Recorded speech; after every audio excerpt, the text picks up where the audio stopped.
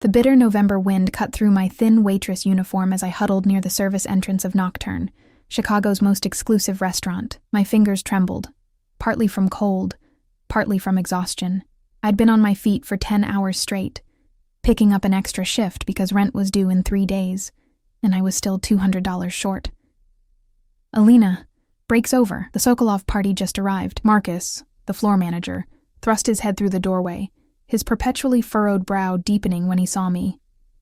Jesus, pull yourself together. These are important clients. I nodded, smoothing my black skirt and adjusting my collar. Important clients meant wealthy Russians, which meant the possibility of better tips if I could make them comfortable. It also meant I could finally put my linguistics degree to good use, even if it wasn't exactly the diplomatic career I'd once dreamed of. The main dining room hummed with quiet conversation and the delicate clink of crystal. Nocturne wasn't merely expensive. It was theatrical, with its soaring ceilings, midnight blue walls, and constellation of hanging lights that mimicked stars against an evening sky. It was a place I could never afford to dine in myself, yet I spent 5 nights a week serving those who could. I approached the private dining room, a secluded alcove separated from the main area by heavy velvet curtains. Before I could announce myself, I heard heated voices speaking rapid Russian. "This territory is non-negotiable, Dmitri." A male voice, low and controlled, but with an edge that made the hair on my arms stand. "Till the end of the month." I hesitated, hand frozen midair. The conversation wasn't meant for outsiders' ears. I could turn around, ask someone else to take the table, but then Marcus would question me, and I couldn't afford to lose this job. Drawing a deep breath, I knocked twice and parted the curtains with my practiced professional smile. "Good evening, gentlemen. Welcome to Nocturne." 7 men occupied the table, but my eyes were immediately drawn to him. He sat at the head of the table, a tumbler of amber liquid untouched before him. Unlike the others in their flashy suits and excessive jewelry, he wore a simple black ensemble that seemed to absorb the light around him. His jawline could cut glass, partially obscured by a neatly trimmed beard that didn't quite hide a thin scar running along his right cheek. But it was his eyes that held me, slate gray and utterly still, like the surface of a frozen lake. The man to his right, heavyset with a gaudy gold watch, responded first. Finally. We'll start with the 82 Bordeaux." I nodded, writing it down. "Excellent choice." "Would you like to see our appetizer menu?" I asked in Russian, the language flowing naturally from my lips before I could think better of it. The temperature in the room seemed to drop 10 degrees. Conversation ceased entirely. The man at the head of the table set down his untouched drink, his gaze now laser-focused on me. I felt naked, exposed, as if he could see through my skin to the rapid flutter of my pulse beneath. "Your Russian is excellent," he said in English, his accent barely perceptible. "Where did you learn to speak it so fluently?" I swallowed hard. Something in his tone suggested this wasn't casual curiosity. "I studied linguistics at Northwestern.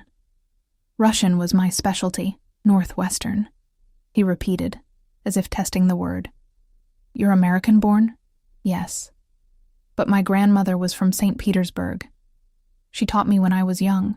He nodded once, his expression unreadable. Then he turned to the heavy-set man beside him and spoke in rapid Russian, too low for me to catch. The man looked surprised, then nodded and stood. "Bring me the wine list," the gray-eyed man said to me in English, dismissing the other men with a slight gesture. They filed out, leaving only him and a stone-faced man standing near the curtain, whom I hadn't noticed before. Security, obviously, from his stance, and the barely concealed bulge of a shoulder holster. I stood frozen, uncertain what had just happened or what protocol to follow. Marcus would kill me if I'd somehow offended our VIP guests. "The wine list," he repeated, his voice softer now, almost gentle, though his eyes remained calculating. "Right away, sir." I turned to leave, my heart hammering in my chest. "What's your name?" he asked before I could escape. "Alina. Alina Foster." "Alina," he repeated, as if memorizing it. "I'm Victor Sokolov." My stomach dropped. Everyone in Chicago's service industry knew that name, whispered it with a mixture of fear and awe. Viktor Sokolov, the Russian businessman whose legitimate enterprises, nightclubs, real estate developments, import businesses, were rumored to be fronts for something much darker. I'd served wealthy men before, powerful men, but never someone who carried the weight of so many whispered warnings. Bring the wine list to my office upstairs, Alina Foster, room 301. It wasn't a request. I nodded and backed out through the curtains, my legs trembling beneath me. The restaurant occupied the ground floor of a renovated historical building. The upper floors were private offices, including, apparently, one belonging to Sokolov. Marcus intercepted me immediately. What the hell happened? The whole party just left except for Sokolov. I don't know. He asked for the wine list in his office, room 301. Marcus's face drained of color. You spoke Russian to him, didn't you? He hissed. I told you never to show off to the clients. I wasn't showing off. It's just habit when I hear, never mind. Give me the wine list. I'll take it up myself. But before he could grab it from my hands, the stone-faced security man appeared at my elbow. Mr. Sokolov specified the waitress should bring it, he said flatly. Marcus looked like he might protest, then seemed to think better of it. He thrust the leather-bound wine list into my hands. Don't screw this up, he muttered. The security man gestured toward the staff elevator. I followed him, clutching the wine list like a shield. As the elevator doors closed, encasing me in the small space with this hulking, silent man, I realized I might have made a terrible mistake. Is Mr. Sokolov upset with the service? I ventured. The man didn't even glance at me. Mr. Sokolov doesn't get upset. He gets even. My mouth went dry. What had I done to offend him? Was speaking Russian some kind of territorial offense? Or had I overheard something in that brief exchange that I shouldn't have? The elevator opened directly into a plush waiting area. The security man guided me down a hallway to a heavy wooden door with the number 301 etched in gold. He knocked once, then opened it without waiting for a response, gesturing for me to enter. I stepped into what could only be described as a power office, spacious, with floor-to-ceiling windows overlooking the Chicago skyline. A massive desk dominated one end, while a seating area with leather couches occupied the other. The walls were lined with books in multiple languages and what appeared to be authentic Russian art. Viktor Sokolov stood with his back to me, gazing out at the city lights.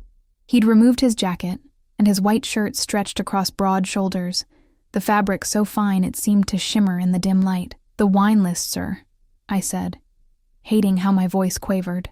He turned, and I realized why he dismissed his associates. His carefully controlled expression had slipped, revealing something raw and dangerous. He crossed the room in 3 long strides, taking the wine list from my hands and setting it aside without a glance.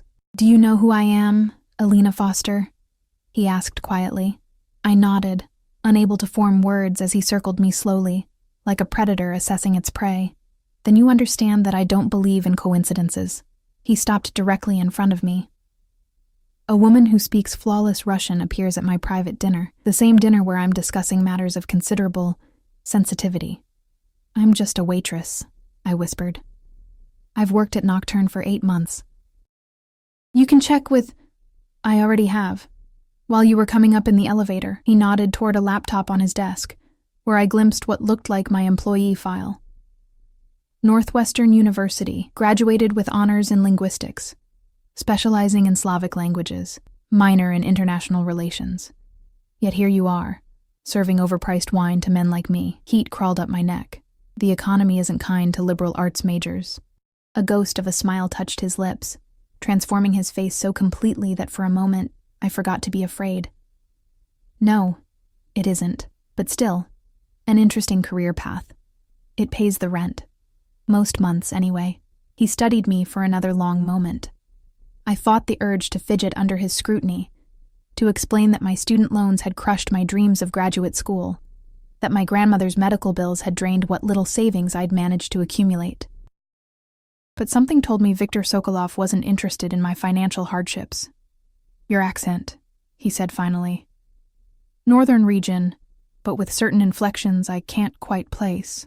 My grandmother was from St. Petersburg, but she lived in Moscow for many years before emigrating. I probably picked up a mixture. He nodded, as if I'd confirmed something. And do you often translate for interested parties? The question carried a weight I didn't understand. I'm not a professional translator, if that's what you're asking. That's not what I'm asking. His voice hardened. Let me be direct. The FBI and CIA both actively recruit linguistics graduates, particularly those specializing in Russian. Have you had any contact with either agency? My blood turned to ice. No, I'm not. I wouldn't. I stopped, took a breath. I'm not working for anyone but Nocturne, Mr. Sokolov. He watched me closely, searching for deception. A pretty girl with your skills could find more lucrative employment than waiting tables. Not without connections, I said, more bitterly than I intended. Something shifted in his expression. Interest, perhaps, or calculation. He moved toward his desk, pressing a button on his phone. Bring tea, he instructed, then gestured to one of the leather chairs opposite his desk. Sit.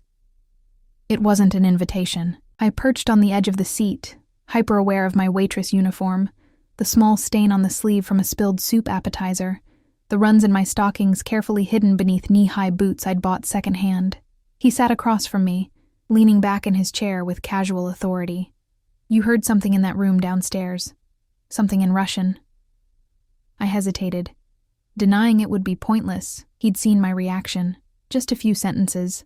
Something about territory being non-negotiable. His jaw tightened. And what did you make of that? Nothing, I said honestly. I assume you're in real estate. He laughed then. The sound so unexpected it startled me. Real estate. Yes, you could say that. A knock at the door interrupted us. The security man entered with a silver tea service, setting it on the desk before withdrawing silently. Victor poured 2 cups, adding a spoonful of jam, not sugar, to one before sliding it toward me. Russian style, he explained. My mother's recipe. I accepted the cup, the warmth seeping into my cold fingers. The tea was strong and fragrant, the sweet tartness of the jam balancing the bitterness. It reminded me of my grandmother's kitchen, of stories told in hushed Russian while she taught me to make pelmeni at her worn wooden table. Thank you, I murmured, surprised by the unexpected hospitality. Victor sipped his tea, watching me over the rim of his cup. You're in debt, he stated flatly. I nearly choked. Excuse me? Student loans. Medical bills for your grandmother. Cancer, yes? And your apartment in Wicker Park isn't cheap, even with 2 roommates. A chill ran through me that had nothing to do with the November cold outside. How could you possibly know that? He didn't answer directly. I have a proposition for you, Alina Foster. I'm not interested in... Don't insult me by assuming you know what I'm offering. His voice remained calm, but his eyes flashed with something dangerous. I need someone with your skills. Someone who can translate documents, attend meetings as my interpreter. Someone who understands both cultures and can move between them seamlessly. I blinked, trying to process what he was saying. You want to hire me as a translator? As my personal assistant. The position includes a generous salary, benefits, and an apartment in my building on Lakeshore Drive. He named a figure that made me dizzy. 5 times what I made at Nocturne. Your grandmother's medical care would also be covered. I have connections with specialists at Northwestern Memorial. It was too perfect, too precisely tailored to my desperate situation. Why me? You must have dozens of qualified translators at your disposal. I don't trust easily, Alina, but I trust what I can see with my own eyes. And what I see is someone intelligent, someone who needs a lifeline, and someone who now knows enough about my business that leaving you serving drinks to my competitors would be imprudent. The threat was velvet-wrapped, but unmistakable. I set down my teacup with trembling fingers. So it's not really a choice. His expression softened fractionally. We always have choices. Yours is between continuing to struggle, drowning in debt while your grandmother's condition deteriorates, or accepting my offer and changing both your lives overnight. And if I say no, then you walk out of here and return to your life. But you'll be watched, carefully. And if I discover any connection between you and law enforcement, past, present, or future, our next conversation won't be over tea. I should have been terrified. I should have run from that office, reported the implied threat to someone. But as I looked at Victor Sokolov, at the empire he'd built, at the power he wielded with such casual confidence. I felt something unexpected stir within me, not just fear, but fascination, and beneath it all, a whisper of opportunity I'd thought forever beyond my reach. When would I start? I heard myself ask. Victor's lips curved into a smile that transformed his harsh features. It was the smile of a man who rarely lost. Immediately. In fact, he checked his watch, an elegant timepiece that probably cost more than my annual salary. I don't think you'll be returning to Nocturne at all. But my shift, I can't just disappear. I need to give notice, collect my things from my apartment. All taken care of. Your manager has been informed that you've been hired away. As for your apartment, he pressed a button on his phone again. Alexei will escort you there now to collect whatever you need for tonight. Tomorrow we'll arrange for the rest. The security man, Alexei, appeared in the doorway as if he'd been waiting just outside. Victor rose, extending his hand across the desk. Do we have an agreement, Alina? I stood on shaky legs and placed my hand in his. His skin was warm, his grip firm but not crushing. Yes, I said, sealing my fate with a single word. We have an agreement. As I followed Alexei out, I glanced back one last time. Victor had returned to the window, silhouetted against the glittering Chicago skyline that seemed to bend to his will. In that moment, I understood that I had made a choice that would irreversibly alter the course of my life. I had stepped willingly into the orbit of a dangerous man, drawn by desperation and something else I couldn't yet name, something that both terrified and thrilled me. And as the heavy door closed behind me, I couldn't shake the feeling that I had just traded one form of captivity for another. Only time would tell whether my golden cage would prove to be my salvation or my ruin. The ride to my apartment was silent and tense. Alexei drove a sleek black Escalade with tinted windows so dark they were nearly opaque, navigating through Chicago's nighttime traffic with practiced ease. I sat in the back, my mind racing. Had I really just quit my job and agreed to work for a man who was almost certainly involved in organized crime? What would my grandmother say if she knew? My phone buzzed in my pocket, a text from my roommate, Zoe. Where are you? Marcus is freaking out. I stared at the screen, unsure how to respond. How could I explain what had just happened when I barely understood it myself? Got a new job, coming to get some things. We'll explain later. I typed back, knowing it was woefully inadequate. Alexei parked in front of my building, a converted warehouse with exposed brick and perpetually broken elevators. He followed me silently up 3 flights of stairs, maintaining a respectful distance, but making it clear I wasn't going anywhere without him. You don't have to come inside, I said as I fumbled for my keys. I'll just be a few minutes. His expression didn't change. Mr. Sokolov's instructions were specific. I stay with you. I pushed open the door to find Zoe and our other roommate, Tasha, sitting at our tiny kitchen table, both looking up in surprise. Alina! What the hell? Marcus called saying you abandoned your shift and... Zoe's words died in her throat as she caught sight of Alexei looming in the doorway. Who's that? This is... my new employer's colleague. The words sounded ridiculous even to my own ears. I need to pack some things. I'll be staying somewhere else for a while. Tasha stood, her arms crossed protectively. Are you in some kind of trouble? No, nothing like that. It's a great opportunity, a private translation job. I moved toward my bedroom, avoiding their concerned gazes. I'll call you tomorrow and explain everything. My room was barely large enough for a double bed and a dresser, but it had been my sanctuary for the past 2 years. I grabbed my largest duffel bag and began stuffing it with essentials. Clothes, toiletries, my laptop, the dog-eared Russian novels my grandmother had given me, the framed photo of her holding me at graduation. I changed quickly out of my waitress uniform into jeans and a sweater, suddenly desperate to shed any connection to Nocturne. As I packed, reality began to sink in. I was leaving everything familiar to work for a man I'd just met. A man who had effortlessly discovered my financial situation, my grandmother's illness, my address. A man who had implied, quite clearly, that refusing him wasn't really an option. Yet beneath the fear lurked a traitorous whisper of excitement. For months I'd been drowning, watching my dreams recede further with each bill that arrived.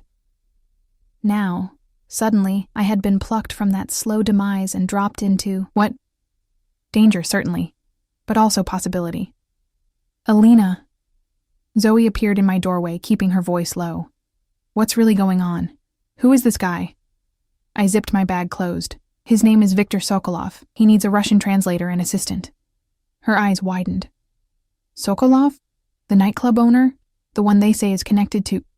I know who they say he is. I cut her off, glancing nervously toward the living room where Alexei waited. But the pay is incredible, Zoe, and he's offering to help with Grandma's medical bills. That doesn't sound suspicious to you? Zoe hissed. No one offers something like that without expecting something in return. He expects me to work for him, to translate, to assist with his business. His business, she repeated skeptically. And what exactly does that involve? I shouldered my bag. I don't know yet. But it has to be better than watching Grandma waste away because we can't afford better care. Zoe grabbed my arm. At least tell me where you're going, and promise you'll call tomorrow. Lakeshore Drive, some building he owns. And yes, I promise. She released me reluctantly. Be careful, Alina. Men like that. They think they own everything they touch. Her words followed me as Alexei escorted me back to the waiting SUV, my hastily packed bag slung over my shoulder. The Chicago night had turned colder, and a light snow was beginning to fall, melting as it hit the pavement. The drive to Lakeshore Drive took 20 minutes. We pulled up to a sleek high-rise overlooking the lake, its glass and steel facade glittering against the night sky. A uniformed doorman rushed forward with an umbrella as Alexei opened my door. Ms. Foster, the doorman greeted me, as if he'd been expecting me all evening. Welcome to the Sovereign. Mr. Sokolov asked me to show you to your apartment. Thank you, I managed, following him into a lobby more suited to a luxury hotel than an apartment building. Marble floors, crystal chandeliers, a bubbling fountain in the center. It was a world away from my drafty warehouse conversion. The elevator required a key card to access the upper floors. The doorman swiped his, pressing the button for the 32nd floor. Mr. Sokolov occupies the penthouse on 40, he informed me, as if sharing a valuable secret. But he thought you might prefer something a bit more intimate. The elevator doors opened directly into a foyer. The doorman handed me a key card and a small envelope. Your keys and some welcome information. If you need anything at all, the concierge desk is staffed 24 hours. I thanked him, waiting until he disappeared back into the elevator before exploring my new... home? Prison? I wasn't sure which term applied. The apartment was stunning. A corner unit with floor-to-ceiling windows showcasing Chicago's glittering skyline and the dark expanse of Lake Michigan beyond. The furnishings were sleek and modern, in shades of cream and pale blue. A fully equipped kitchen gleamed with stainless steel appliances I'd never use. I could barely cook ramen without burning it.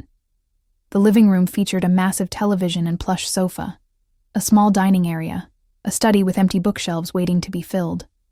And through a set of double doors, a master bedroom with the largest bed I'd ever seen, draped in what looked like impossibly expensive linens. The attached bathroom had a rainfall shower and a deep soaking tub that made me want to weep with longing. My apartment had only a cramped stall shower with perpetually lukewarm water. On the bed lay a large white box tied with a black silk ribbon. I approached it cautiously, as if it might contain something dangerous. Inside, nestled in tissue paper, was a silk nightgown in deep burgundy with a matching robe. Both were obviously expensive, both were exactly my size, and both made my face burn with implications I wasn't ready to contemplate. Beneath them was a handwritten note on heavy cream stationery, for your comfort. We begin tomorrow, 8 a.m. V. I closed the box quickly, pushing it to the far side of the bed. Whatever Viktor Sokolov might expect from me, that was a boundary I wasn't willing to cross.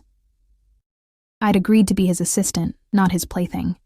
Still, as I unpacked my meager belongings, my faded jeans looking shabby against the pristine closet, my worn paperbacks dwarfed by the empty bookshelves, I couldn't help but feel that I'd stepped into a world where the usual rules no longer applied.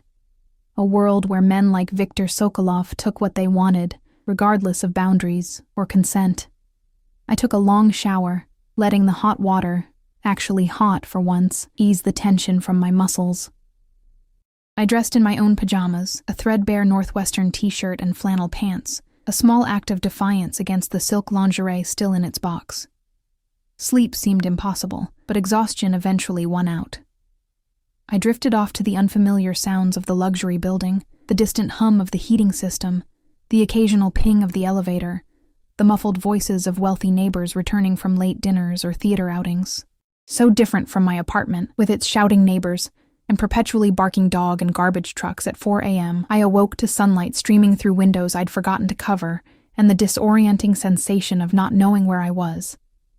For a moment, I thought I was back in my childhood bedroom. Then reality crashed down, and I remembered.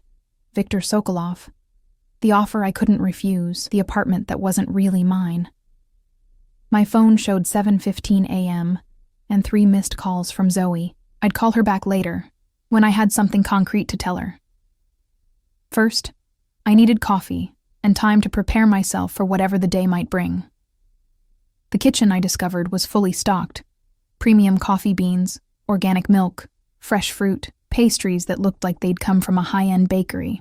I brewed a pot of coffee stronger than I usually made it, needing the extra caffeine to sharpen my wits. At 7:55, as I was deliberating over what to wear, how did one dress for a first day as a Russian mobster's assistant, my phone rang with an unfamiliar number.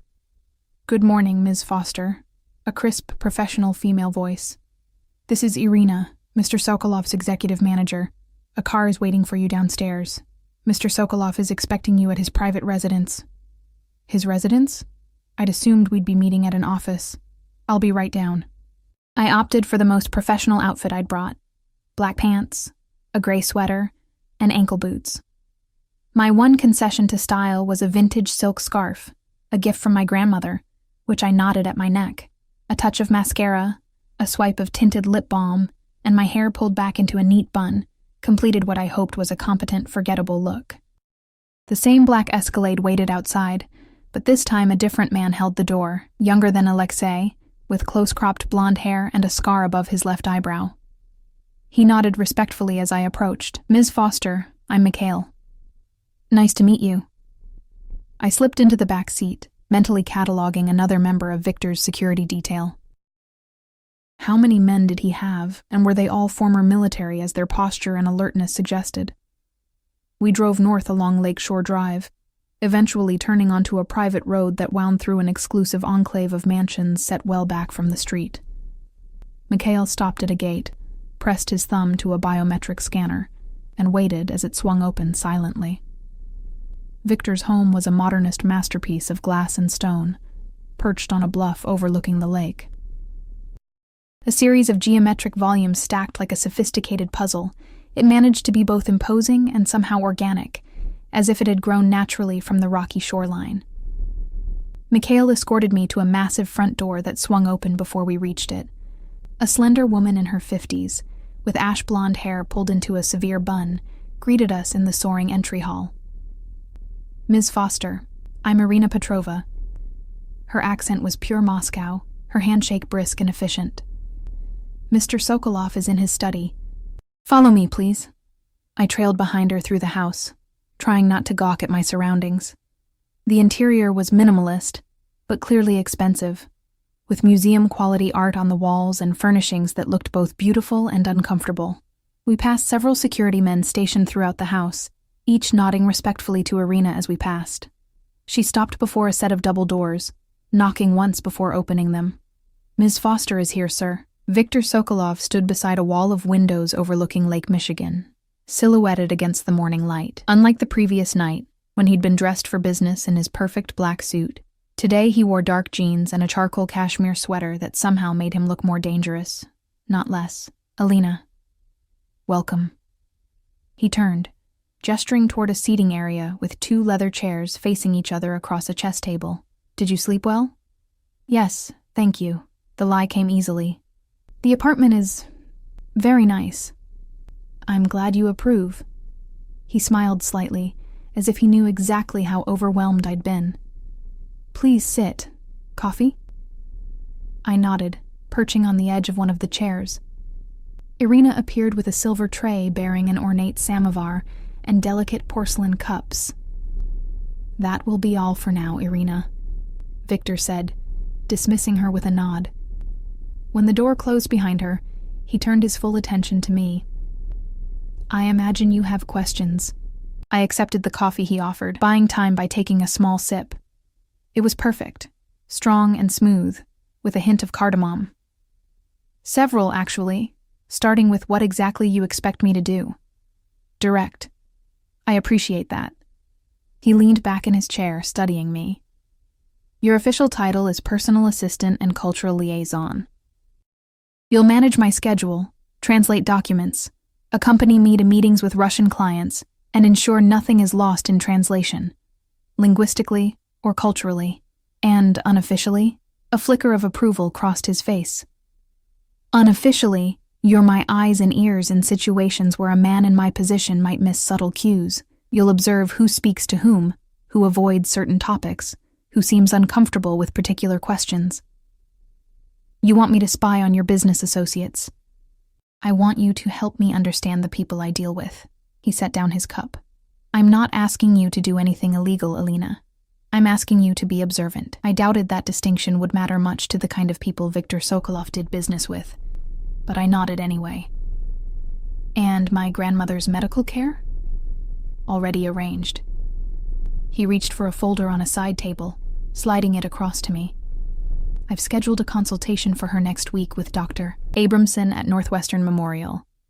He's the best oncologist in the Midwest. I opened the folder with shaking hands. Inside were detailed medical records.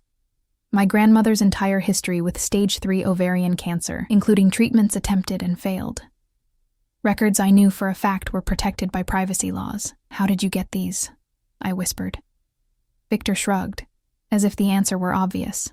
Money opens most doors, Alina. Information is just another commodity. I should have been outraged at the invasion of privacy. Instead, I felt a surge of desperate hope. Can he help her, this doctor? He has access to experimental treatments not yet available to the general public. And unlike your grandmother's current doctors, he doesn't make decisions based on insurance limitations. I closed the folder carefully, fighting back tears. Thank you. Victor watched me, his gray eyes unreadable. Your loyalty to your family is admirable. It's a quality I value highly. Something in his tone made me look up. There was an intensity to his gaze that hadn't been there before, an almost predatory focus that made my pulse quicken. I should warn you, Alina, I'm not an easy man to work for. I demand perfection, absolute loyalty, complete discretion. He leaned forward slightly. In return, I'm generous with those who prove themselves valuable. But I do not tolerate betrayal. The threat was clear, but it was more than that. There was something almost possessive in the way he looked at me, as if he'd already categorized me as belonging to him in some fundamental way. I understand, I said, though I wasn't sure I did, not fully. Do you? He stood abruptly, moving to his desk and retrieving another folder. Your background check was comprehensive, but there are gaps. 6 months last year where you seem to have disappeared. No employment records, no rental agreement, no credit card usage. I froze, my coffee cup halfway to my lips. You investigated me. Of course I did. I don't invite strangers into my home, into my business, without knowing exactly who they are. His voice hardened. Where were you during those 6 months, Alina? The room suddenly felt too warm, too close. I set down my cup carefully. I was with my grandmother in Philadelphia. After her diagnosis, I stayed in her apartment, used cash from my savings. There's no mystery. He studied me for a long moment, as if weighing the truth of my words. And the man you were seeing before that? James Mercer? My blood ran cold. James was a part of my life I'd tried very hard to forget. That ended over a year ago. It's not relevant to anything. Everything about you is relevant to me now. Victor returned to his chair, his movements fluid and controlled. Mercer works for the Chicago Tribune. Crime Beat, specializing in organized crime investigations. I'm aware of what he does. My voice came out sharper than I intended. We dated briefly. It didn't work out. End of story. Is it? Victor's eyes narrowed slightly. He's been investigating my business interests for months. And now, suddenly, his ex-girlfriend appears in my restaurant, speaking flawless Russian, conveniently needing employment. The implication hit me like a physical blow. You think I'm working with him? Spying for him? I stood, anger temporarily overriding caution. I haven't spoken to James in months. Our breakup wasn't amicable. I would never... Sit down, Alina. Victor's voice was soft, but the command was unmistakable. I sank back into my chair, heart racing. I believe you, he said after a moment, but understand my position. Trust must be earned, and until it is, you will be watched. Your communications monitored, your movements tracked. You can't do that. But even as I protested, I knew he could, and would. I am. He leaned forward, his gaze holding mine. Consider it a probationary period. Prove your loyalty, and you'll find I can be very generous, very protective of what's mine. The possessive phrasing sent a shiver down my spine, part fear, part something else I didn't want to examine too closely. I'm not yours, I said quietly. I'm your employee. A smile curved his lips, not reaching his eyes. For now. Before I could respond to that loaded statement, the study door opened and Irina appeared, her expression apologetic. Mr. Sokolov, Mr. Petrov has arrived for your 9:30 meeting. Victor nodded, straightening. Show him to the conference room. I'll join you shortly. He turned back to me as Irina withdrew. Your first official duty. Mr. Petrov speaks very little English, and I need to ensure nothing is lost in translation. I stood, grateful for the interruption and the chance to regain my composure. Of course. As I followed Victor from the study, I couldn't shake his words from my mind, very protective of what's mine. For now, the implications hung in the air between us, unspoken but unmistakable. I had agreed to work for Victor Sokolov out of desperation, seeing only the lifeline he offered for my grandmother. I hadn't considered that he might want more than my linguistic skills, that the golden cage he'd built might be designed to hold more than just a translator.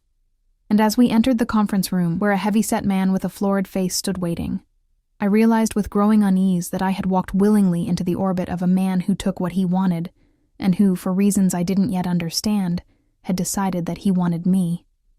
Mr. Petrov proved to be a challenging first assignment. He spoke a regional dialect of Russian filled with slang and obscure idioms, and he talked rapidly, often slurring words together. But years of practice with my grandmother's friends had prepared me well. I kept pace, translating his rapid-fire negotiation with Victor about import licenses and shipping routes, with only occasional pauses to clarify a term. The meeting lasted 2 hours, during which I noticed Victor watching me as much as he watched Petrov, evaluating me, testing me. When Petrov used a particularly vulgar expression to describe a business rival, I translated it accurately but professionally, maintaining the meaning without the crude language. Victor's lips twitched in what might have been approval.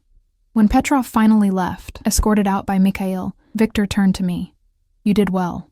Most translators would have softened his more colorful expressions. You said you wanted accurate translations. Nothing lost. Indeed. He checked his watch. We have another meeting at 1, a business lunch with American investors. You won't need to translate, but I want you to observe. The lunch meeting took place at an exclusive club overlooking Millennium Park. I sat slightly behind Victor at a table filled with middle-aged men in expensive suits, taking notes and observing as instructed.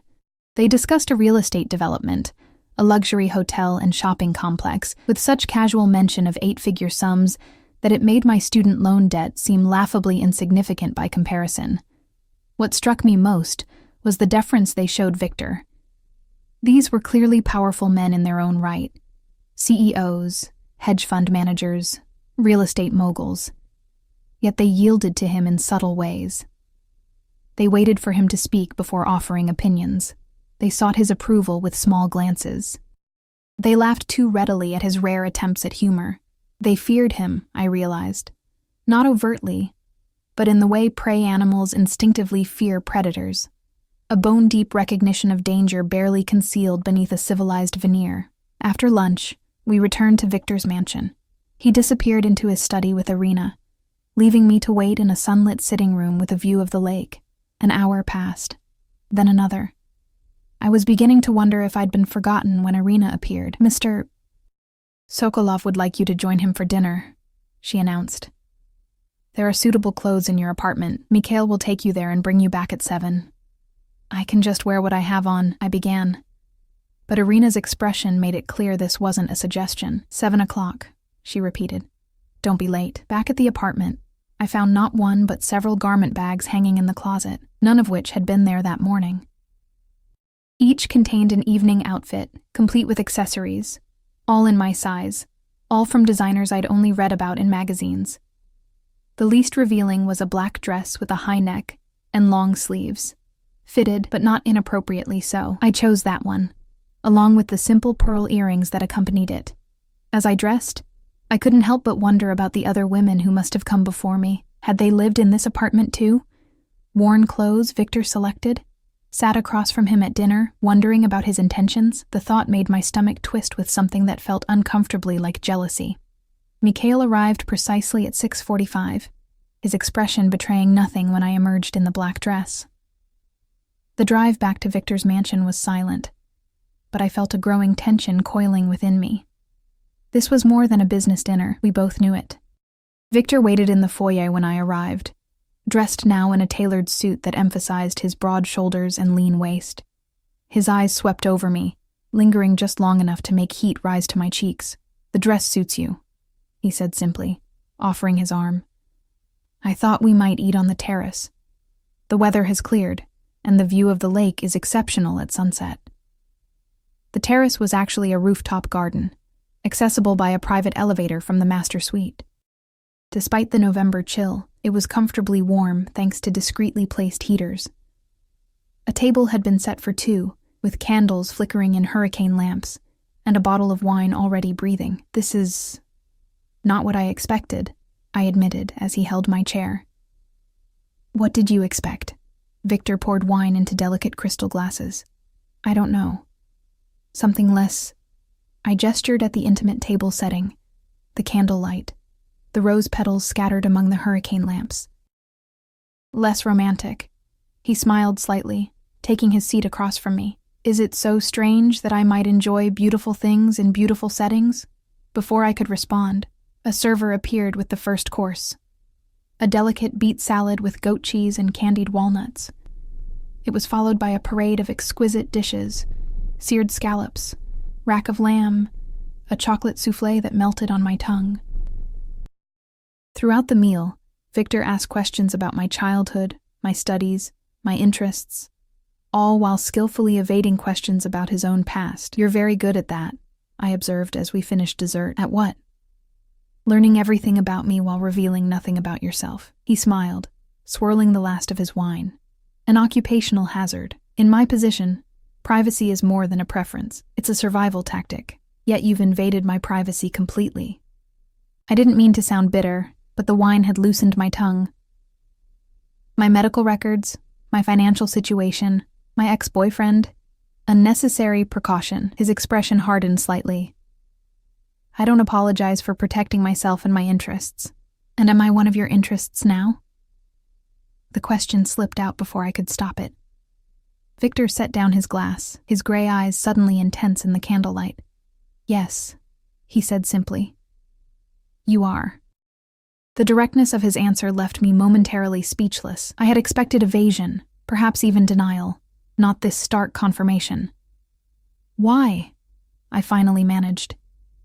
He considered me for a long moment. "You remind me of someone I once knew. Someone who spoke her mind regardless of consequences. Someone who didn't cower." His lips curved in a half-smile.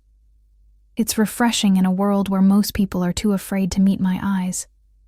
"I'm not afraid of you." The lie tumbled out easily. "No?" He leaned forward slightly, his voice dropping. "You should be." A shiver ran through me that had nothing to do with the evening air. Is that a threat? A fact.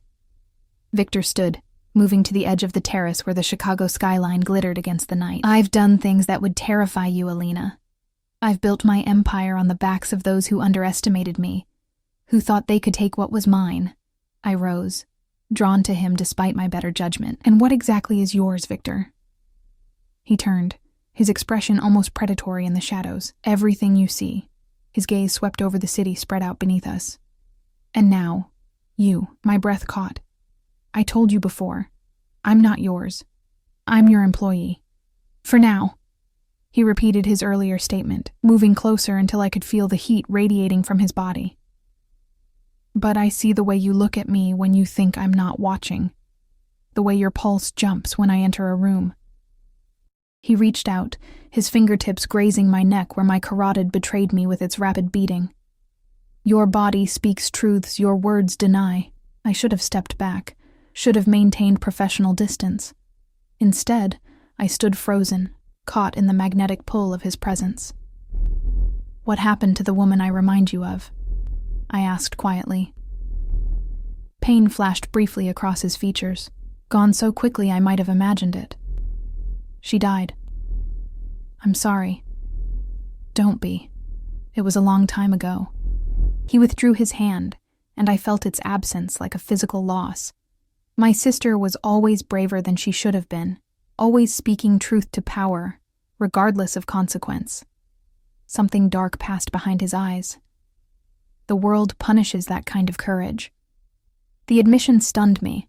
It was the first personal detail he'd shared, a tiny crack in his impenetrable armor. Is that why you surround yourself with people who fear you? So no one speaks truth to your power? His expression sharpened. Careful, Alina. You said you valued my directness. Did you mean only when it's convenient? For a moment, I thought I'd gone too far. Something dangerous flickered in his gaze, and I remembered suddenly who he was, what he was capable of. But then, unexpectedly, he laughed. A genuine sound that transformed his harsh features, making him look younger, almost carefree. You really aren't afraid of me, he said, sounding both surprised and pleased. How refreshing. Before I could respond, his phone vibrated in his pocket. He checked it, his expression immediately shuddering. Excuse me, I need to take this. He stepped away, speaking rapid Russian into the phone, his voice too low for me to catch more than fragments. Something about a shipment, unexpected complications, security concerns. His posture had tensed. The brief moment of openness completely vanished. When he returned, his face was carefully blank. I apologize, but I need to cut our evening short. Mikhail will take you back to your apartment. Is everything all right? I asked, though I knew he wouldn't tell me if it wasn't just business. He escorted me to the elevator, his hand resting lightly on the small of my back. In the confined space, his cologne, sandalwood and something darker, more primal, enveloped me. Tomorrow, 8 o'clock, Irina will brief you on the week's schedule. The doors opened, and Mikhail was already waiting in the foyer, car keys in hand. Victor's fingers lingered on my back, a gentle pressure that nonetheless sent heat spreading through my body. Good night, Alina, he murmured, his lips close enough to my ear that I could feel his breath. Sweet dreams. The drive back to my apartment passed in a blur. My mind replayed every moment of the evening, every touch, every loaded glance. I was attracted to him. I couldn't deny it any longer. Attracted to a man who was dangerous, powerful, possibly criminal. A man who had all but stated his intention to possess me. What kind of woman did that make me? Sleep eluded me that night. I tossed and turned, my thoughts chasing each other in endless circles. Just before dawn, I gave up and called my grandmother. Despite the early hour, she answered on the second ring. Alinachka, she greeted me in Russian, her voice warm despite the weakness underlying it. I was just thinking about you. I miss you, babushka. I curled around my phone like a lifeline to sanity. How are you feeling? The same. But never mind that. Tell me about this new job of yours. So mysterious. Your message said only that you're working as a translator now? I hesitated. How much should I tell her? Nothing that would worry her, certainly. Yes, for a Russian businessman. It's a good opportunity. Russian? Is he handsome, this businessman? I laughed despite myself. Ever since my breakup with James, she'd been not so subtly pushing me to date again. Babushka, please. It's not like that. If you say so. I could hear the smile in her voice. But you know what they say. Russian men make passionate lovers but terrible husbands. I'll keep that in mind, I said dryly. Listen, something else good has happened. I've arranged for you to see a specialist at Northwestern Memorial, Dr. Abramson. He's supposed to be the best, and he has access to treatments your current doctor doesn't. Silence greeted this announcement. Then, cautiously, Alinochka, how can you afford such a doctor, even with insurance? My new employer offers excellent benefits. The lie came easily. Please don't worry about the cost. Just focus on getting better. More silence. Then, in Russian, this man you work for, what is his name? I should have anticipated the question. My grandmother had lived through the Soviet era. She understood power structures, knew how to read between lines. Viktor Sokolov, I admitted finally. Her sharp intake of breath was audible even through the phone. Sokolov, she repeated, switching to Russian, the one they call the Wolf of Chicago. You know of him? I sat up straighter. Not personally, but his reputation, it reaches even to the old Russian community here. Her voice lowered. They say he controls half the city, that nothing moves through Chicago without his permission. Those are just rumors, I said, without conviction. Perhaps, she paused. But be careful, my Alinochka. Men like that. They take what they want and leave destruction in their wake. Almost exactly what Zoe had said. Was I the only one who couldn't see the danger clearly? I'll be careful, I promised. I should go. I have to be at work soon. I love you, Babushka. I love you too, my heart. Call again soon. I hung up, my grandmother's warning echoing in my mind as I prepared for my second day as Viktor Sokolov's assistant. The Wolf of Chicago. The nickname suited him. Predatory, territorial, dangerous when cornered. Mikhail picked me up at precisely 7:30. His taciturn presence now almost familiar. This time, we drove not to Victor's mansion, but to a nondescript building in the West Loop. Unlike his home, this building had multiple layers of security.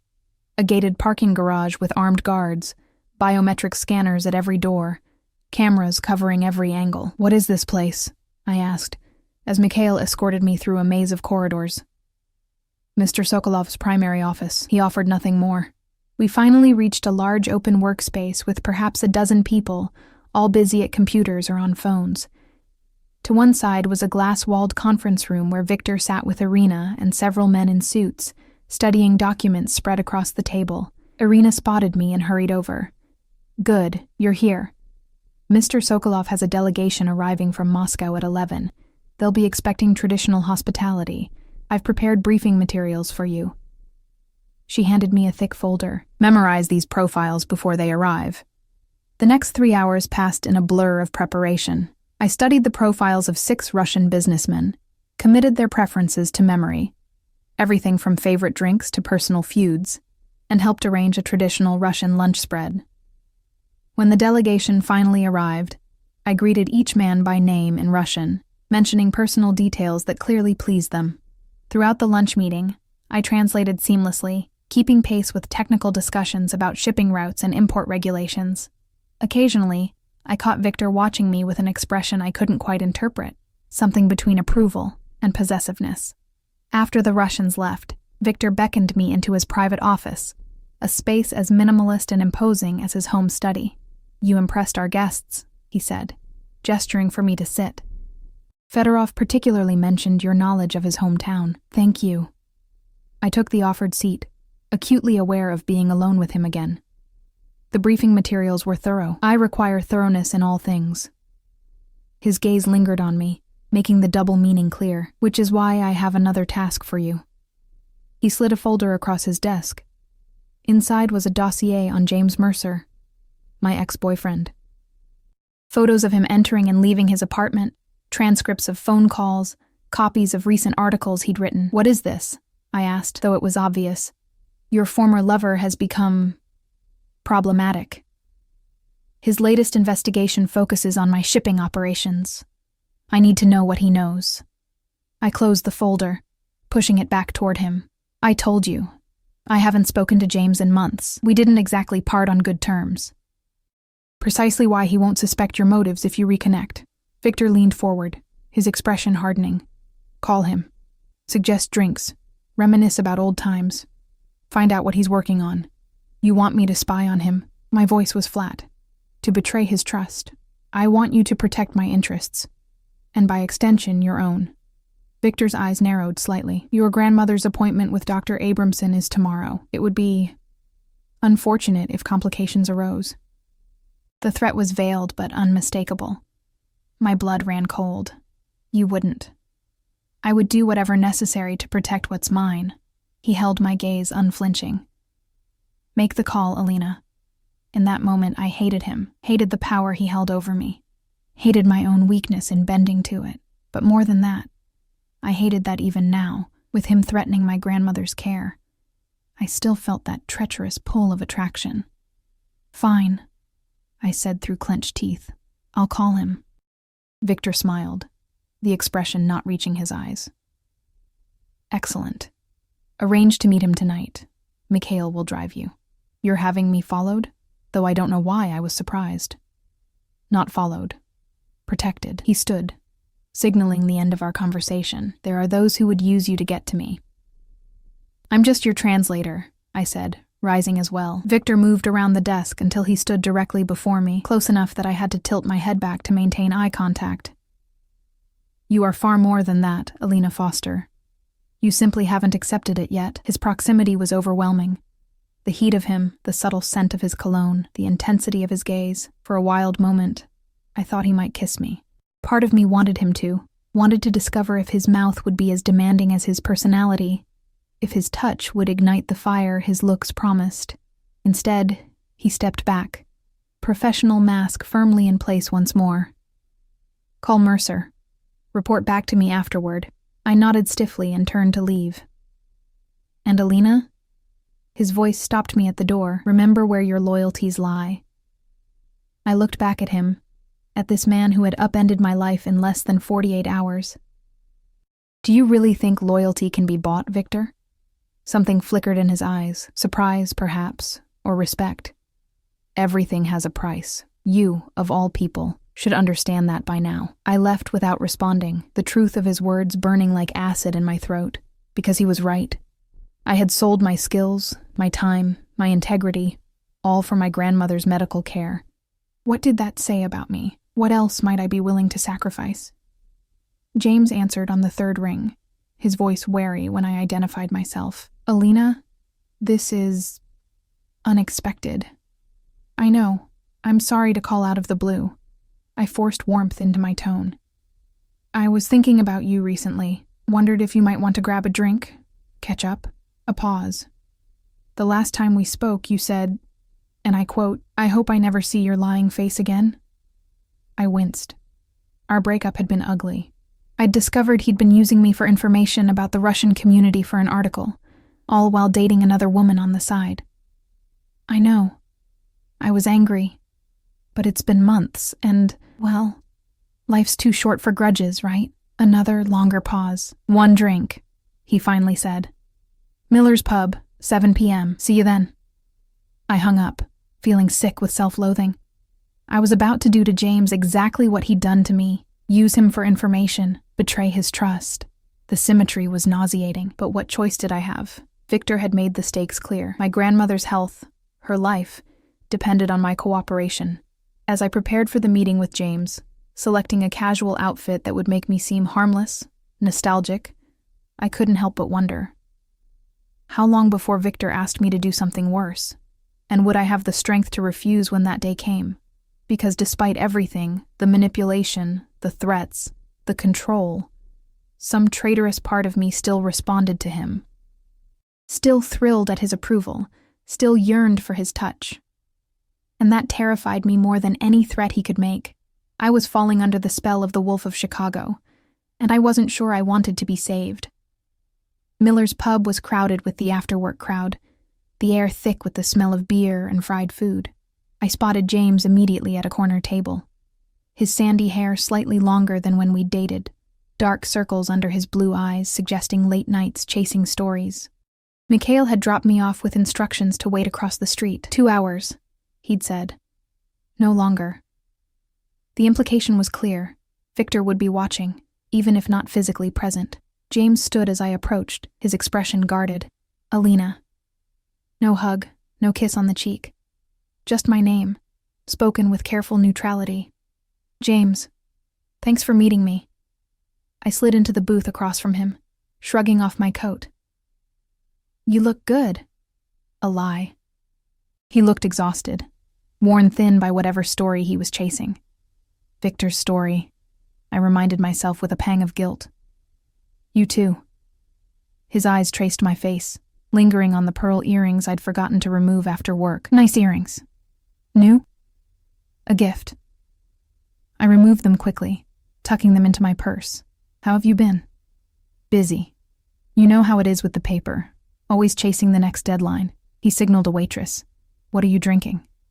Vodka tonic. I needed something stronger than my usual wine. He ordered our drinks, then turned back to me, eyes narrowing slightly. So, why the sudden desire to reconnect? Last I checked, you hated my guts. Direct. As always, it was what had attracted me to him initially. His refusal to play games, to sugarcoat truth. Until I discovered his directness was selective, applied only when it suited him. I ran into Melanie Johnson last week. A lie I'd prepared carefully. Melanie was a mutual friend from Northwestern, someone I knew he still kept in touch with. She mentioned you were working on a big story. It made me realize how petty our fight seems now. We were good together, before I used you for information and cheated on you. His smile was self-deprecating. Let's not rewrite history, Alina. We both know what I did. Our drinks arrived, sparing me from responding immediately. I took a long sip, the vodka burning pleasantly down my throat. Fair enough. I'm not suggesting we get back together. Just maybe we can be friendly. Friendly? He considered this, studying me over the rim of his whiskey glass. So, what are you up to these days? Still at that fancy restaurant? No, actually, I've moved on, using my degree finally. I traced the condensation on my glass. I'm working as a translator and personal assistant for a business executive. Anyone I know. The question seemed casual, but his reporter's instincts were visibly engaged now, his eyes sharp. Viktor Sokolov. I dropped the name deliberately, watching his reaction. He stilled, his glass halfway to his lips. Sokolov. He set the drink down carefully. How long have you been working for him? Just a few days. It happened suddenly. That, at least, was true. The pay is amazing, and he's arranged specialist care for my grandmother. James leaned forward, lowering his voice. Alina, do you have any idea who Sokolov really is? A successful businessman with diverse interests. I recited the public line. Nightclubs, real estate, import-export. That's the sanitized version. His eyes darted around the pub, checking for eavesdroppers. Look, I shouldn't be telling you this, but my current investigation, it's about him, about what he really imports, and it's not just vodka and caviar. My heart rate quickened. This was exactly what Victor wanted to know. What do you mean? James hesitated, internal conflict clear on his face. Finally, he sighed. You need to understand what you've gotten yourself into. Sokolov runs the most sophisticated smuggling operation in the Midwest. Drugs, weapons, even people sometimes. His legitimate businesses are just a front. That's a serious accusation. I kept my voice neutral, fighting to hide my reaction. Do you have proof?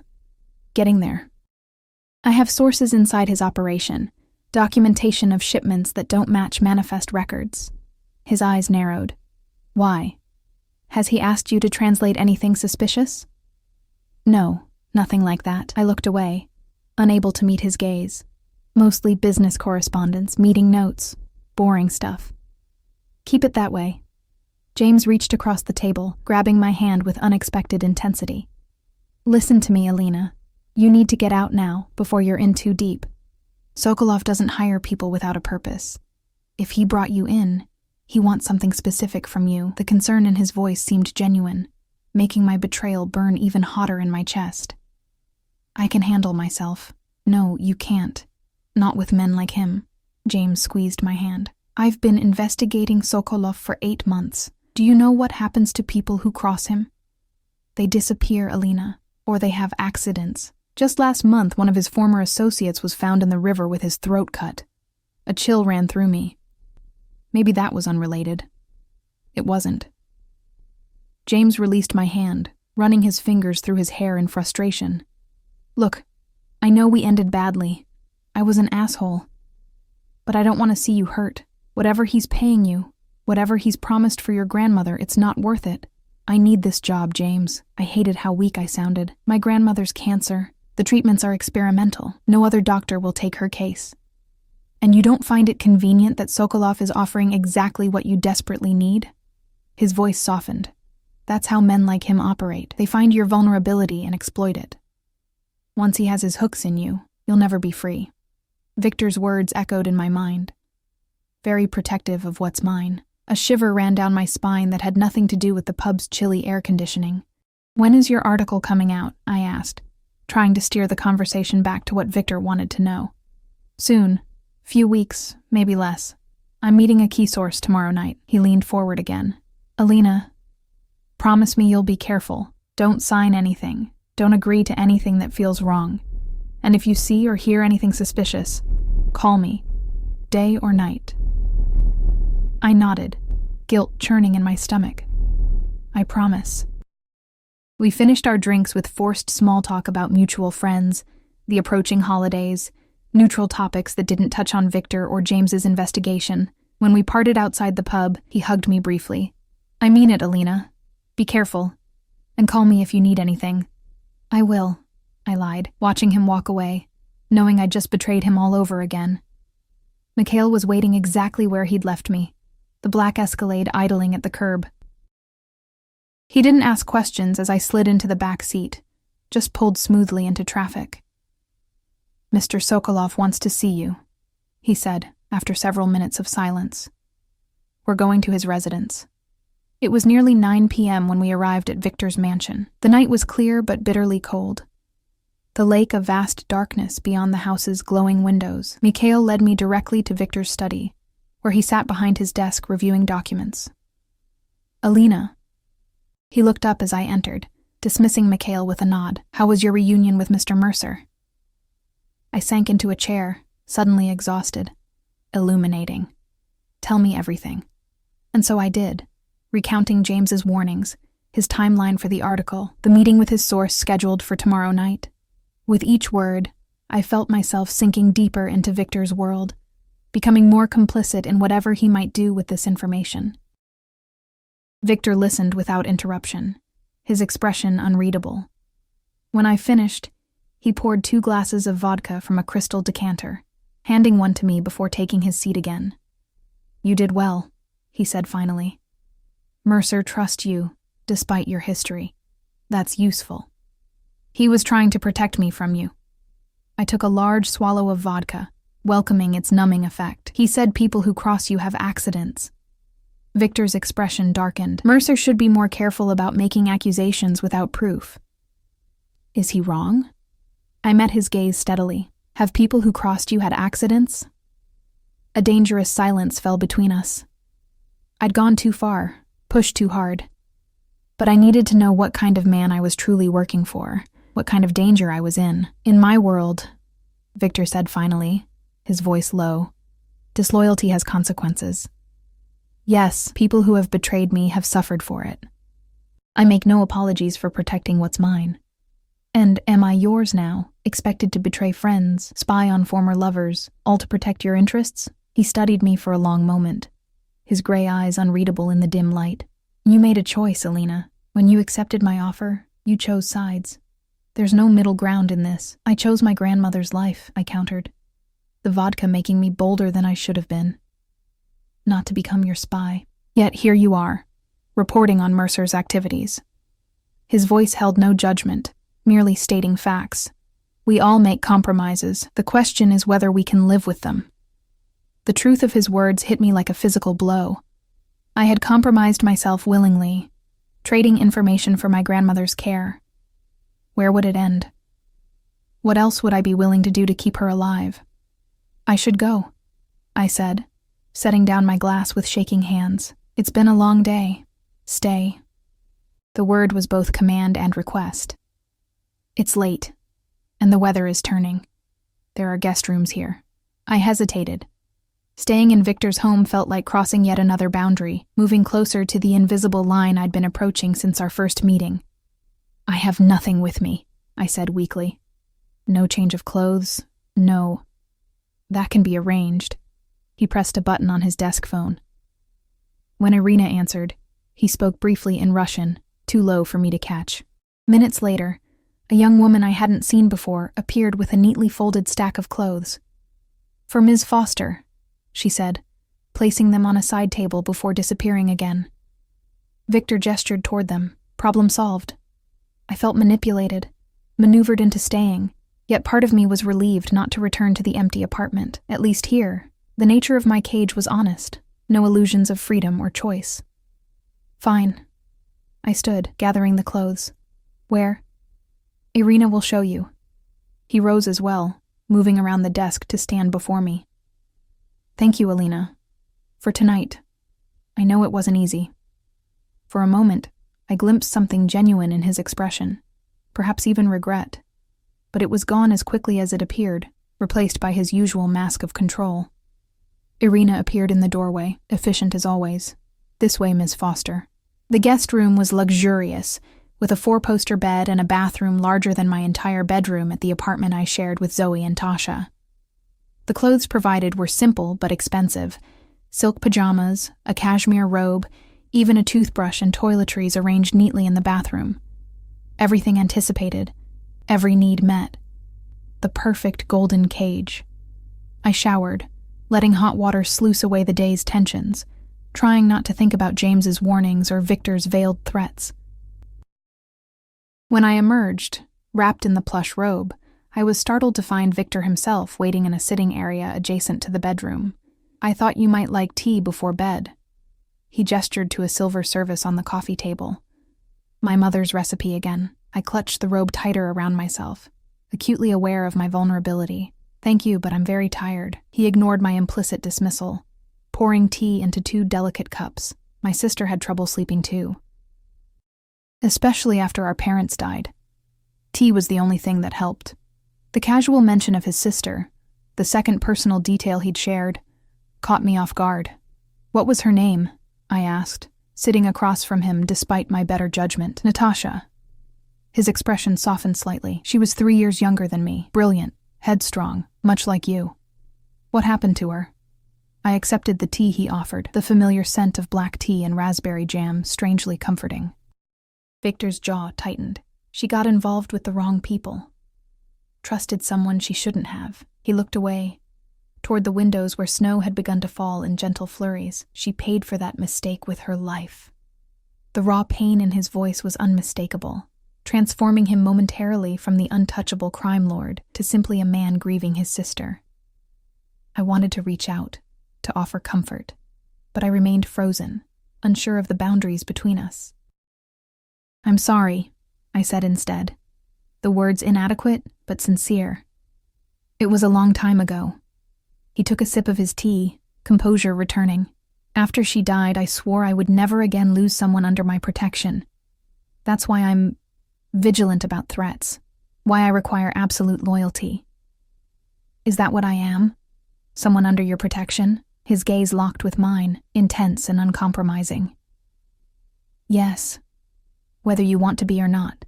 I never asked for that, yet here you are. He set down his cup, leaning forward slightly. You could have walked away that first night, Alina. Refused my offer, taken your chances, but you didn't. Something in you recognized something in me. Desperation, I countered. Not recognition. Is that what you tell yourself? His voice dropped lower, more intimate. That you're here only for your grandmother's treatment? That you feel nothing when we're together like this? Heat bloomed in my chest, spreading upward to my face. What I feel or don't feel is irrelevant. You're my employer. We both know it's more than that. He reached across the space between us, his fingers brushing a damp strand of hair from my face. The contact, though fleeting, sent electricity racing along my skin. From the moment you spoke Russian in that restaurant, something changed. For both of us. I should have pulled away, should have maintained the professional distance I'd been clinging to. Instead, I found myself leaning subtly into his touch, my body betraying me as it had from the beginning. This is a bad idea, I whispered. Undoubtedly. His hand cupped my cheek now, thumb tracing my lower lip in a gesture both tender and possessive. I am not a good man, Alina. I've done things that would horrify you. I will continue to do them. That's the world I live in. Then why am I here? Really? His eyes darkened, pupils dilating. Because when I look at you, I see a light I thought had gone out of my life forever. Because despite everything, the danger, the complications, the risk to my organization, I can't seem to stay away from you. The confession hung between us, raw and unexpected. Viktor Sokolov, the Wolf of Chicago, admitting vulnerability. It should have humanized him, made him less frightening. Instead, it made him more dangerous, because now the attraction I'd been fighting wasn't just physical. It was something deeper, a recognition of shared loneliness, of kindred spirits trapped in different cages. Victor, I began, unsure what I even wanted to say. But before I could continue, his phone vibrated sharply. He checked it, his expression instantly hardening. I have to go. He stood, professional mask firmly back in place. Business that can't wait. Sleep well, Alina. We'll talk in the morning. And then he was gone, leaving me alone with cooling tea and confused emotions. I retreated to the massive bed, burying myself beneath luxurious covers, but sleep remained elusive. My mind replayed every moment with Victor, the threats and the tenderness, the danger and the protection, the manipulation and the honesty. I was falling for a man who lived in shadows, who held my grandmother's life in his hands, who admitted freely to having enemies killed. What did that say about me? Morning came too quickly, pale winter sunlight filtering through heavy curtains. I dressed in the clothes provided, a cashmere sweater and tailored slacks that fit perfectly, raising questions about how Victor knew my exact size. Irina was waiting when I emerged from the guest room. Mr. Sokolov had to leave early on business. He asked me to inform you that your grandmother's appointment with Dr. Abramson is at noon. Mikhail will take you there. Thank you. Relief and disappointment warred within me. Relief at not having to face Victor after last night's charged encounter. Disappointment for exactly the same reason. The drive to Northwestern Memorial passed in tense silence. My grandmother was already in the waiting room when I arrived, her thin frame drowning in a coat too large for her diminished body. She brightened when she saw me, rising shakily to embrace me. "Alinochka?" she murmured in Russian, her voice weaker than it had been just days ago on the phone. "You look different." "Do I?" I helped her back to her seat, conscious of Mikhail standing discreetly by the entrance. "How?" She studied me with the piercing gaze that had never failed to see through my childhood fibs. "You carry yourself differently, like someone who has made a dangerous bargain and is only beginning to understand the cost." Before I could respond, a nurse called my grandmother's name. Dr. Abramson proved to be everything Victor had promised. Brilliant, compassionate, and armed with treatment options no regular oncologist had mentioned. As he outlined a new protocol involving immunotherapy and targeted radiation, I felt a surge of gratitude toward Victor that complicated my already confused feelings. After the appointment, as we waited for the pharmacy to fill new prescriptions, my grandmother took my hand.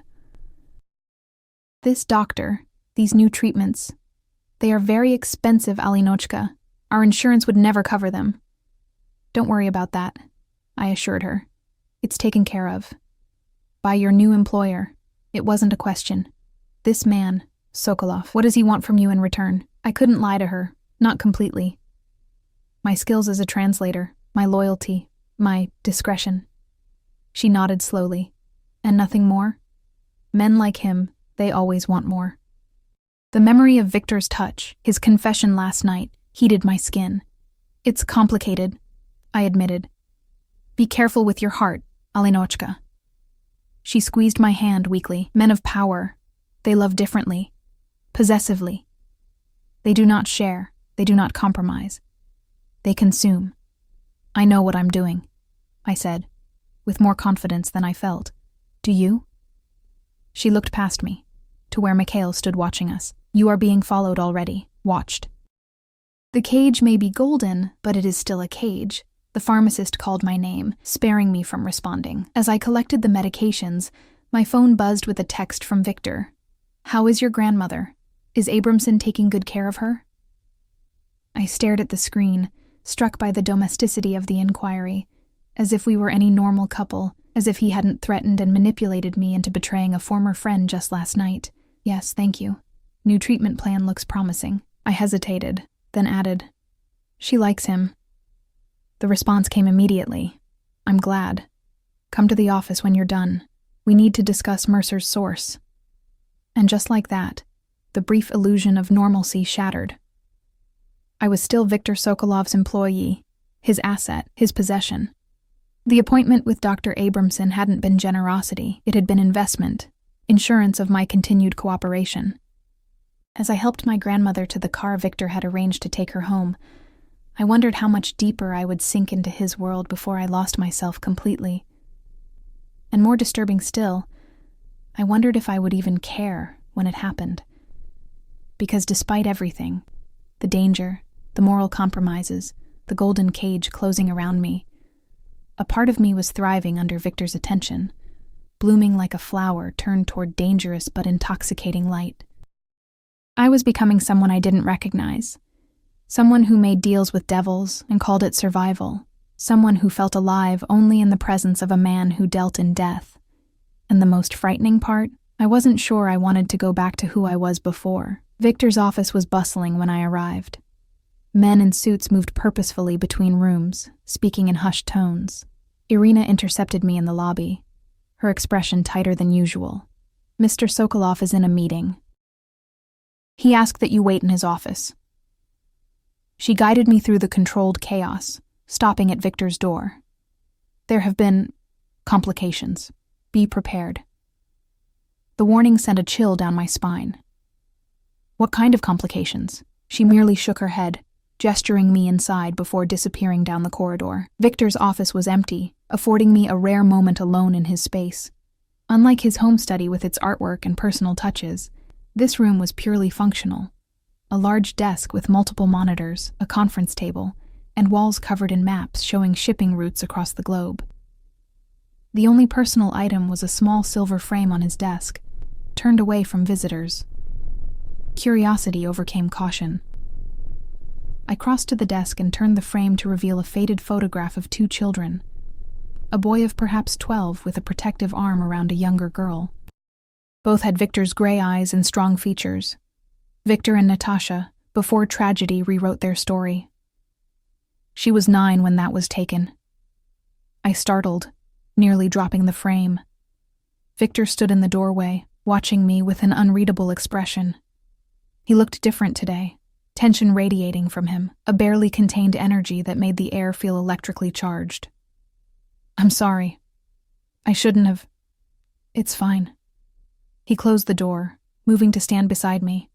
That summer at our grandparents' dacha outside Moscow, the last truly carefree time we had, I carefully replaced the frame. Your meeting ended early? It never began.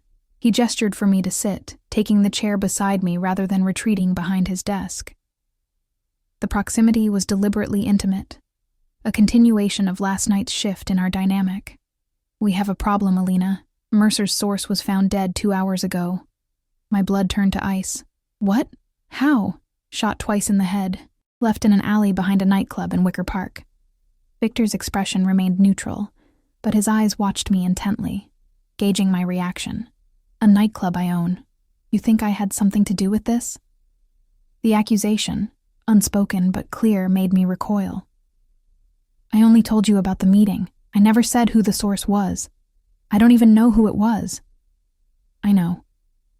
His voice softened slightly. The timing is unfortunate.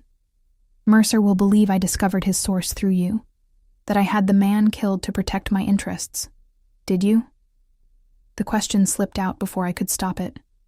Something dangerous flashed in Victor's eyes. No. This wasn't my order. Someone is trying to frame me, or trying to send me a message. What kind of message? That I have a leak. That I'm vulnerable.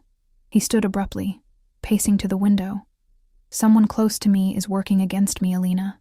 Someone with access to my schedule, my business dealings. The implication was clear. You think it's me? He turned, his expression softening fractionally. No. If I thought it was you, we wouldn't be having this conversation. The cold certainty in his voice sent a shiver down my spine. This was the Victor that James had warned me about. The man capable of making enemies disappear. Then who? I asked. I have suspicions. He returned to his seat, leaning forward intently. But I need to be certain, which is why I need your help. My help? How? Mercer trusts you. He'll contact you when he learns about his source. I need you to meet with him. Find out what he knows, what evidence he still has. I stood, anger overriding fear. No, I won't do that again. Using me to spy on James once was bad enough. I won't. Your grandmother's new treatment begins tomorrow. Victor's voice was soft, but the threat unmistakable. Experimental protocols can be unpredictable. Side effects, complications. My hands curled into fists. You're threatening her again? After everything I've already done for you? I'm ensuring your cooperation in a matter that threatens everything I've built. He rose as well, towering over me. This isn't just business, Alina. This is survival. If Mercer publishes his article with evidence of my operations, it won't just mean financial loss. It will mean prison. Or death. If my competitors reach me first. That's not my problem. It became your problem the moment you took my offer. His hand shot out, gripping my arm with controlled strength. The moment you chose to enter my world. We stood frozen, locked in a silent battle of wills, his fingers burning through the thin fabric of my sleeve. I should have been terrified, should have been planning my escape. Instead, some traitorous part of me responded to his intensity, to the raw power emanating from him. Let me go, I whispered. To my surprise, he did, his hand falling away as he took a deliberate step back. I'm not the monster Mercer paints me to be, Alina. Yes, I've done things the law would condemn. I've hurt people who betrayed me, but everything I've built, everything I am, comes from necessity, from survival. Survival doesn't justify everything, Victor. It does when the alternative is watching everyone you love die. His voice hardened. I was 17 when the Bratva killed my parents for refusing to pay protection money. 19 when they came for Natasha after I began building my own organization to fight back. I know exactly what's at stake here. The raw pain in his confession silenced me. For the first time, I glimpsed the full picture of what had shaped Viktor Sokolov. Not just ambition or greed, but trauma, loss, and the brutal education of someone who'd learned early that power was the only protection in a violent world. I'm sorry about your family, I said finally. Truly. But that doesn't give you the right to use my grandmother as leverage. No, it doesn't. He surprised me with the admission. But I will use whatever means necessary to protect what remains of mine. My organization. My people. He paused, his gaze intensifying. You. I'm not yours to protect, I insisted, though the words sounded hollow even to my own ears. Aren't you? He stepped closer again, invading my space with his heat, his scent, his presence. Tell me you feel nothing, Alina. Tell me you could walk away from this. From me, and never look back. I couldn't. The truth was written in my racing pulse, my shallow breathing, the heat blooming across my skin wherever he came too close. Despite everything, the manipulation, the threats, the moral compromise, I was drawn to him like a moth to flame, knowing I might be consumed but unable to resist the pull. This is insanity, I whispered. Perhaps. His hand rose to my face, fingertips tracing my cheekbone with surprising gentleness. But sanity is overrated. My phone rang, shattering the moment. I stepped back, fumbling for it in my purse. heart still pounding from Victor's proximity. The screen showed James's number. Victor's eyes narrowed. "Mercer, answer it, on speaker." I hesitated, then obeyed, pressing the speakerphone button. "Hello?" "Alina."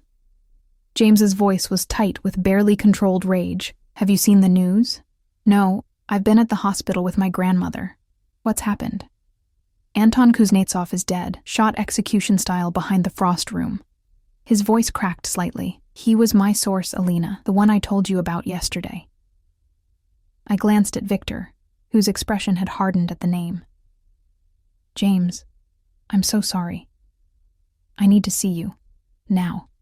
It's not safe to talk on the phone." The urgency in his voice was unmistakable.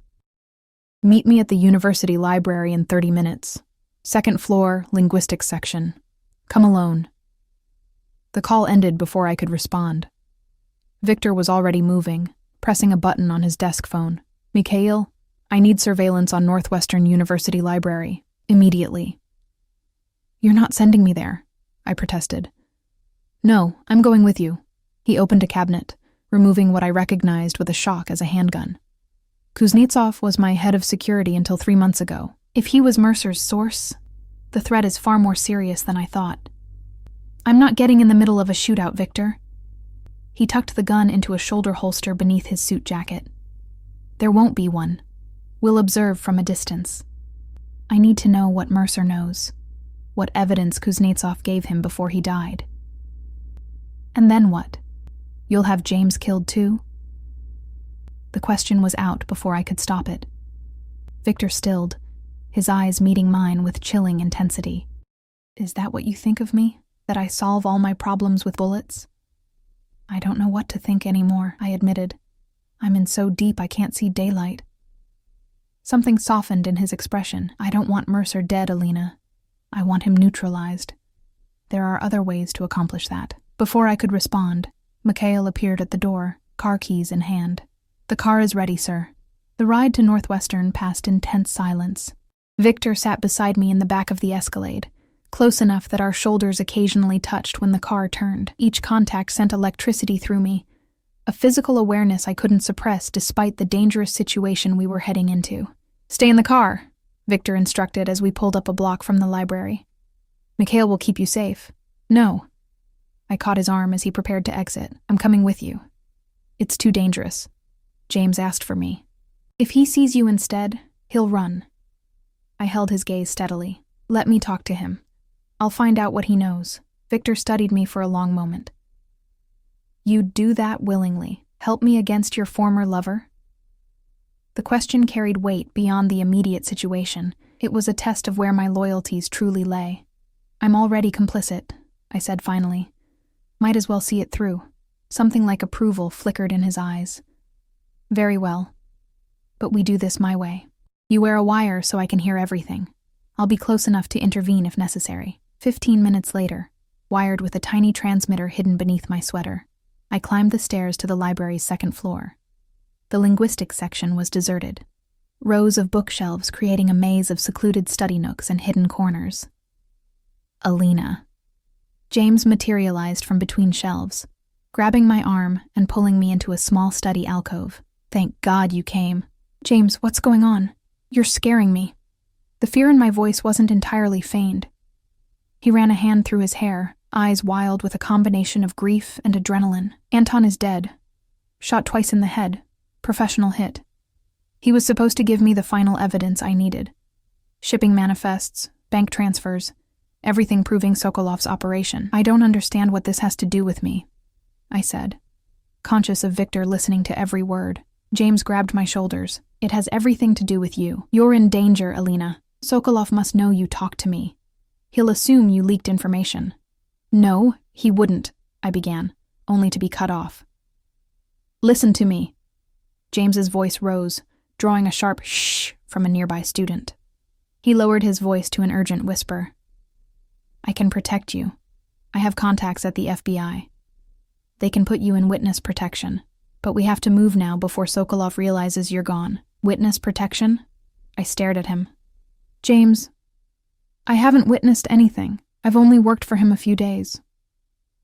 That's not true, is it? His eyes narrowed. You've seen things, heard things. That's why you reached out to me yesterday. You realized what kind of man you're really working for. The trap was so obvious, I almost laughed. James wasn't concerned for my safety. He was fishing for information, trying to turn me into his new source. I reached out because I thought we could be friends again. I said carefully. Nothing more. Bullshit. His grip on my shoulders tightened painfully. You know something, Alina. Something important enough that Sokolov had Anton killed to protect it. You're hurting me. I tried to pull away, suddenly truly afraid of the desperation in James's eyes. Tell me what you know. His voice rose again, drawing stares from across the room. What did you see? What did you translate for him? Names? Shipping routes? Nothing. I told you, I just started working for him. Liar.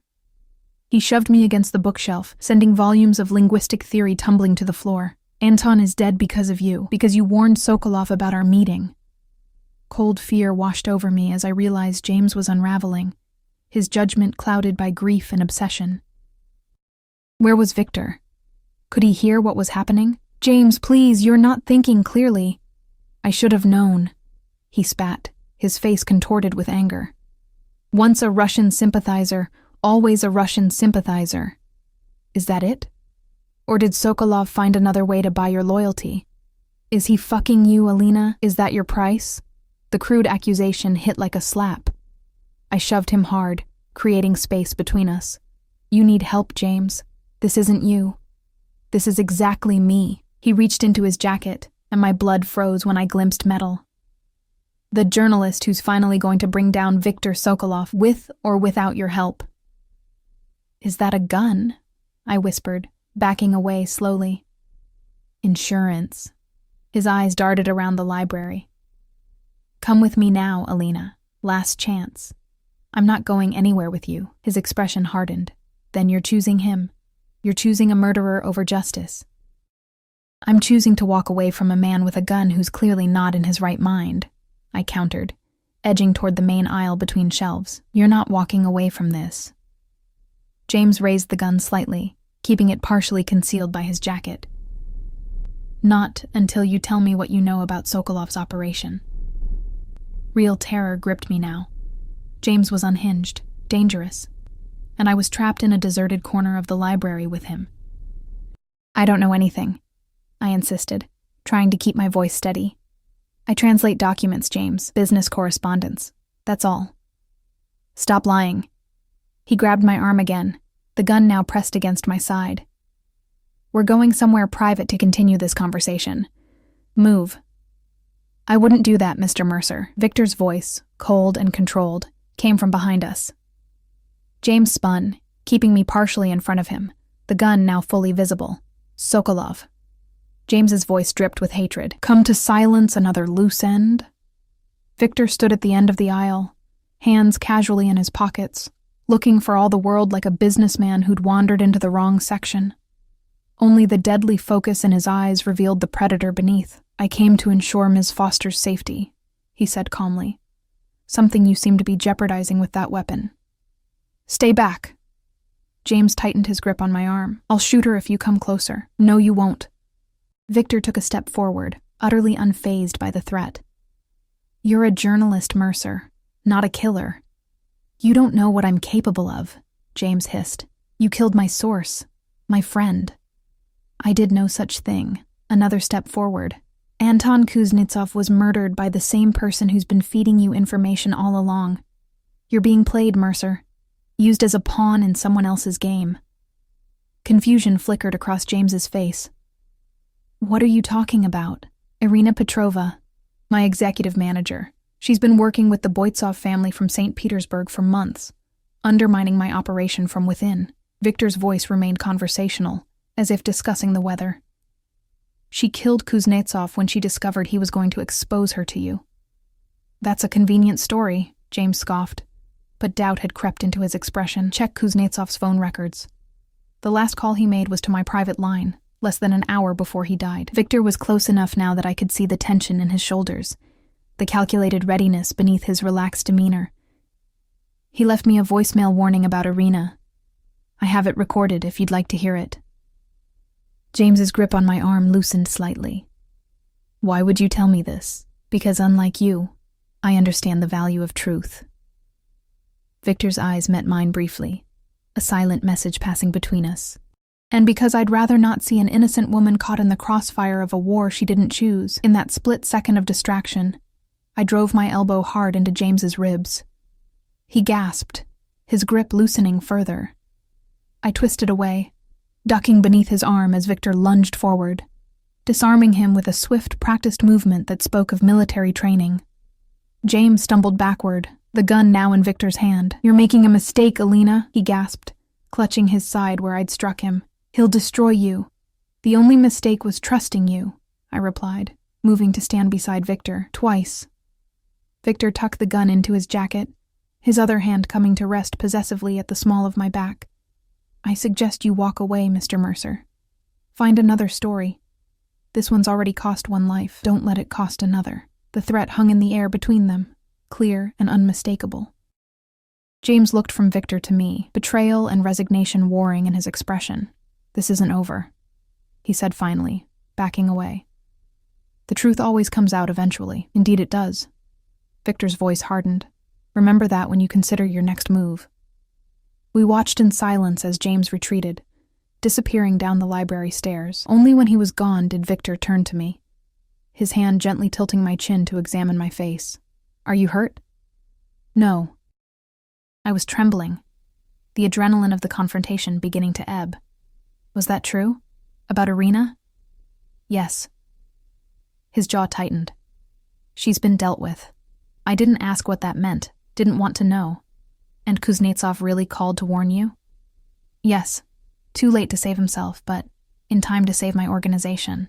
His thumb traced my lower lip, a gesture becoming familiar. And you. Your loyalty today won't be forgotten, Alina. It wasn't loyalty to you, I said quietly. It was self-preservation. James was out of control, perhaps. A slight smile curved his lips, but you chose a side nonetheless, my side. He was right. In that moment in the library, faced with James's unraveling sanity and Victor's controlled strength, I had made my choice, had aligned myself with the devil I knew, rather than the friend I no longer recognized. What happens now? I asked, as Victor guided me toward the exit, his hand still at the small of my back. Now we clean up this mess. Ensure Mercer's article never sees publication.